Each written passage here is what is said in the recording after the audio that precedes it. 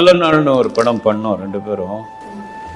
அவர் பழகும்போது ஒரு நல்ல மனிதர். அவர் ஒரு ஒரு ஃப்ரெண்ட்லியாக பழகக்கூடியவர். டி நகரில் ஒரு இடத்துல ஆஃபீஸ் இருக்கும்.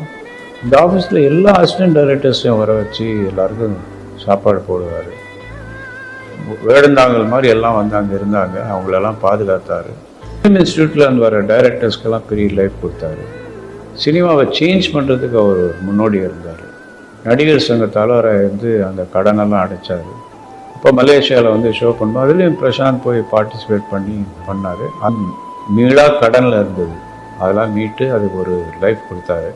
இப்படி இந்த மாதிரி சினிமாவுக்காக அவர் செஞ்ச நிறைய நல்ல விஷயங்கள். ஒரு நடிகராக சும்மா அவர் மட்டும் காசு பண்ணிவிட்டு அப்படியே போவாங்க. நிறைய பேர் ஹெல்ப் பண்ணார். ஃபிலிம் இன்ஸ்டியூட் ஸ்டூடெண்ட்ஸ் எல்லாம் டைரக்டர் ஆக்குனார்.